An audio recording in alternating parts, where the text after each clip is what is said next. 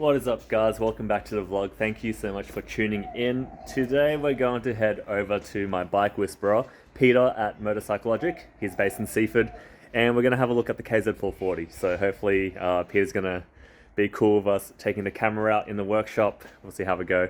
I'm just going to drop off some parts of the bike that are required for the roadworthy.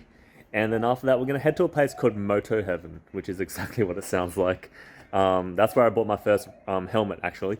So I've ordered a pair of riding boots, so I'm going to go over there, try them on, and if it all fits, I'm going to be buying a new pair of riding boots. So I'm pretty excited about that. After that, we might go to a cafe or something, and I'll give you guys an update of what's happening in my life, because there's a lot of changes going on. So I'll see you guys in Seaford. Alrighty, we are here in Seaford, just outside of Peter's workshop. Basically what I'm here to do today is just drop off this chain guard for the KZ440. It's one of the first things I took off the bike when I first got it. Just because I thought it was a little bit dinky looking, but apparently it's required. So we're just outside the workshop. I'm going to head on in. Hopefully Peter's okay with me recording.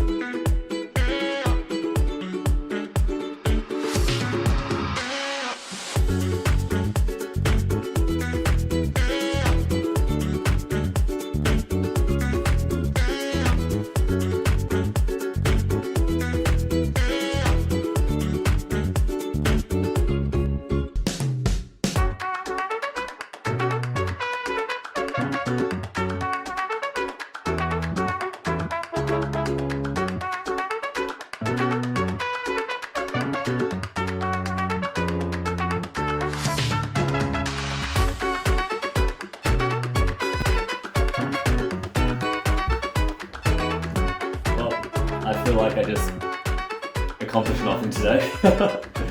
No, it's okay.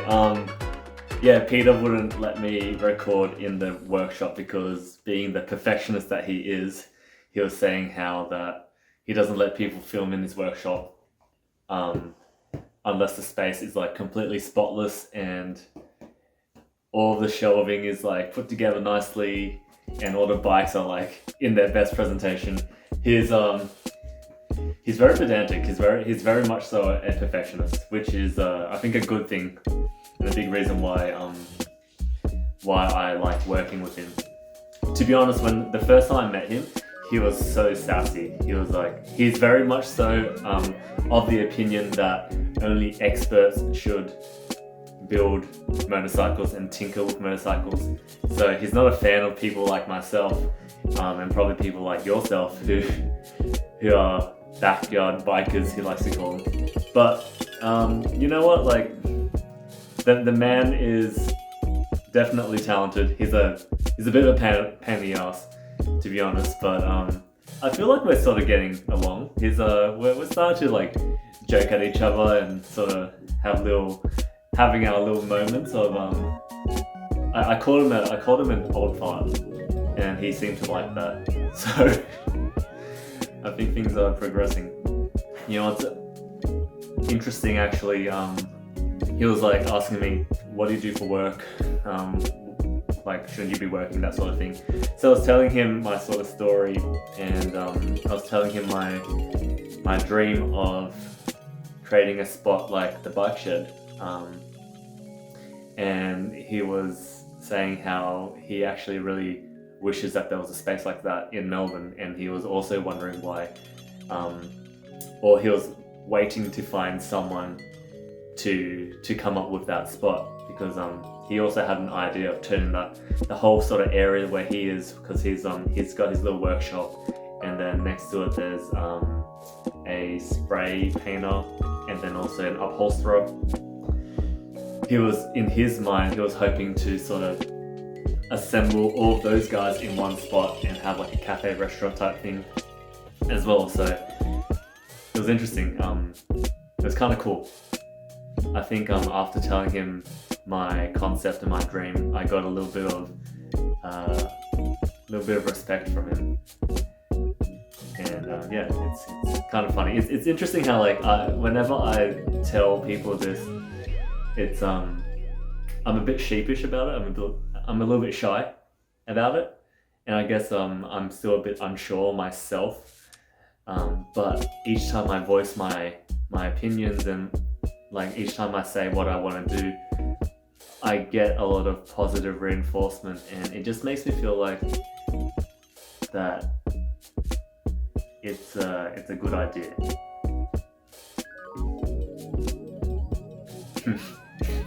Not sure where I was going with that. So went to Moto Heaven. They didn't have well, it was my fault. I ordered the correct size, but so the boot that I'm looking for comes in black and brown. I wanted the black one, but in person the black was like a green, like a really dark green, which not really sure how I felt about that. It looks like, so these are Vans which I've worn for ages, and you know how it's like really frayed? It's almost like a grey with a tinge of green. Bit weird. Wasn't a big fan of that, so instead I opted for the brown one, which looks like this, and they're gonna send it out to me free of charge. So I'll probably do an unboxing video and review of those boots sometime next week.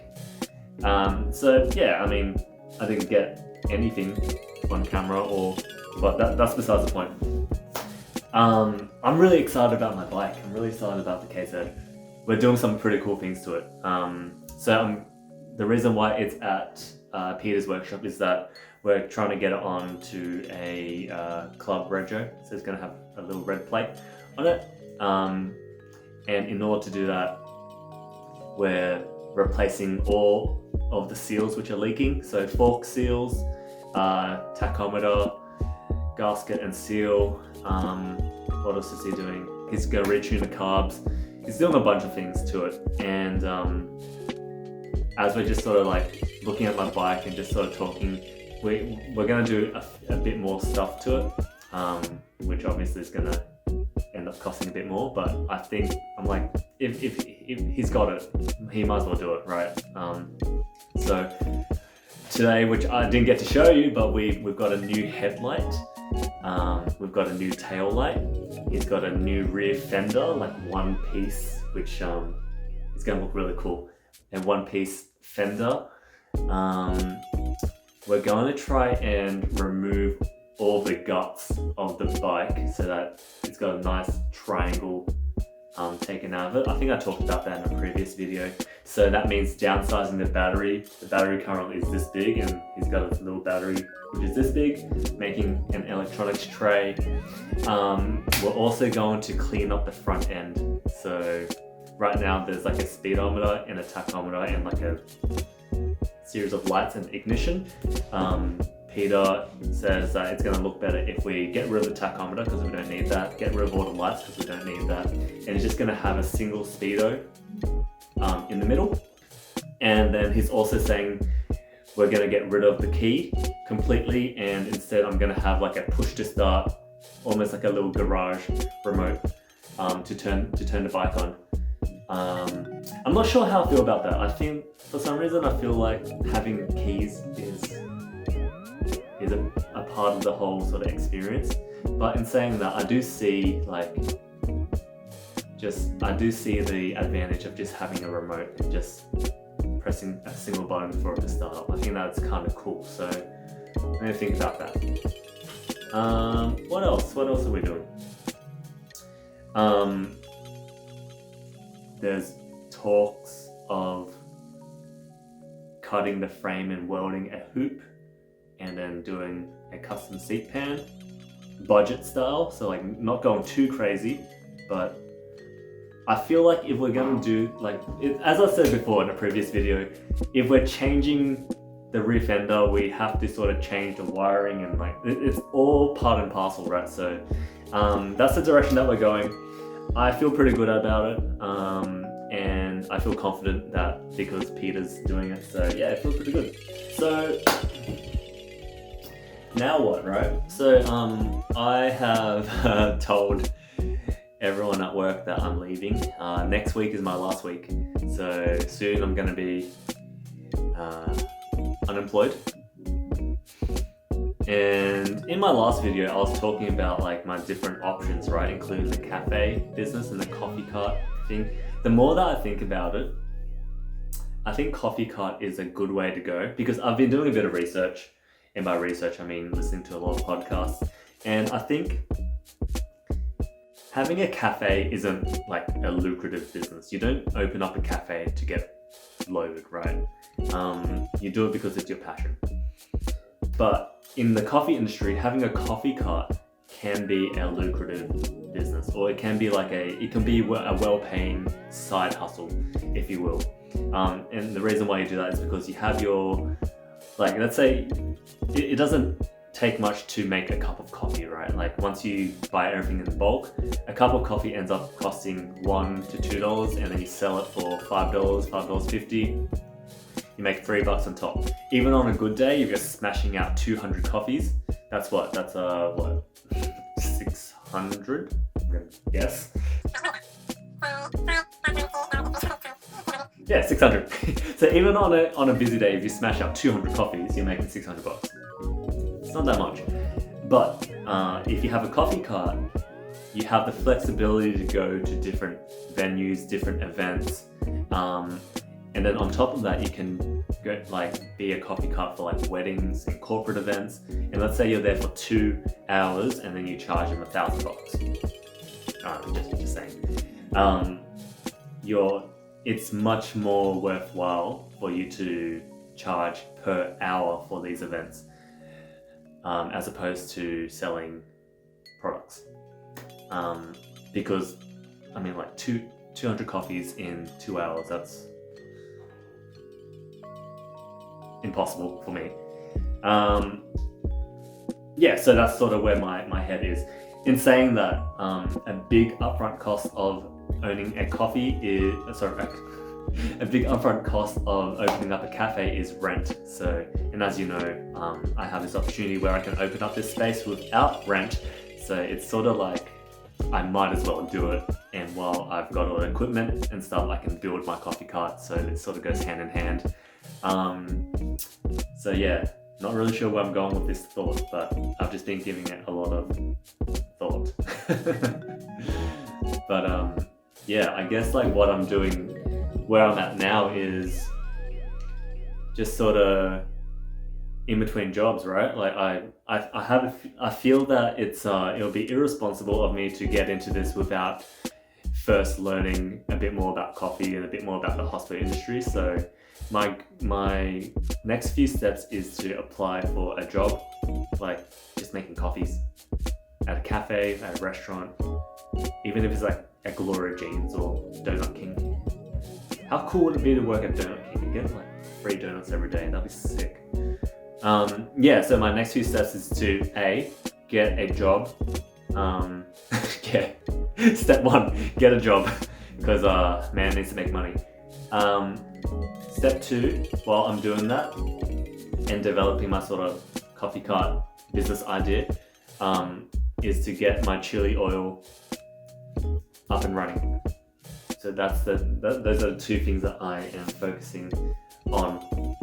I won't think about launching a cafe or coffee cart business just yet. Maybe give me like 6 months of barista experience first, at the very least. Aside from that, another opportunity has come up. This is really comfortable. Let me go lower. Aside from that, another opportunity has come up. I won't go too much into too much detail, but I've talked about Gary, right? My bike dad. He owns a business and he's looking to sell it. And I trust the guy, and from what he says, it sounds pretty damn good. It's very random. I won't reveal too much just yet, but it's potentially something that is going to set me up so that I can have the freedom to pursue all these other dreams that I've got going on. Essentially, in a nutshell, it consists of me working 6 days a month and making around 120k a year in terms of profit. So sounds pretty good. Need to put a lot of thought into it. I'm going to be shadowing him in a few weeks' time, so I'll let you guys know a bit more in a bit more detail about that when that time comes around. But I'm pretty excited. Gary is not a guy who sort of, well, he's not a liar for sure. He's a very honest man, and he doesn't like to embellish things. So from when we've spoken at great length, like if everything is what it sounds like it is, which I think it is, then pretty good, man, pretty good. So yeah, that's that. In the next few days, it's the 27th now. In 2 weeks' time, I'm gonna be heading over to Sydney. And in my head right now, I'm planning on riding over there. 800-kilometer ride. Might do it over 2 days. Take the Shadow on a nice long ride before I sell it. I rode around maybe 100 kilometers today, and I'm feeling pretty tired from it. So I'm just thinking if I actually want to do it. But I did plan to ride to New South Wales. That's why I'm buying riding boots, just because I should be wearing all safety equipment, but I thought it would be a good idea to get these riding shoes. And my purpose for going to Sydney is I've got a friend who runs a coffee cart business, so I'm going to be shadowing him for a few days. Actually, now that I say this, I haven't even asked him, so I'm going to ask him right after this. And B, I'm going to work with my sister. Hopefully she'll be cool with being in a vlog, and we're going to really experiment with my ass, and by that I mean my chili oil. The joke's right itself. I'm going to be experimenting with the chili oil and just really picking it apart and seeing what I like about it, what I don't like about it, how spicy can we get it, how spicy do we want it, what flavor profiles do we like, the process, how can we really streamline it. And I'm hoping to have a blind ass tasting event. So that sounds like a lot of fun, and it would just be a good excuse to hang out with family. So that's what's coming up. So yeah, there's a lot going on. Everything seems to be happening now, but I feel good. Something I've heard a lot lately is that when I talk about like these sort of things, my face like comes alive, or like I don't know what do they say. What people have said a lot is that my face brightens up, which I've been hearing quite often, which is interesting, which is good. It's good to look like you're alive. Yeah, that's about it. Man, I'm hungry. Alright guys, that is it for today. Not much happened, but so much is happening. I really wanted to show you guys the bike, but I had to keep the old part happy. So hopefully next time we head over, he cleans his damn tables, and I can't I can't wait to see the bike again.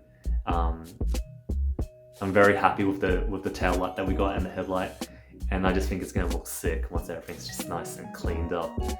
It's gonna look really cool. So yeah, can't wait for that. Alrighty, that's it for today guys. Thanks so much for tuning in and checking out the vlog. I will see you guys in the next one. I know I haven't been recording that often, but see you guys in the next one. Peace, bye.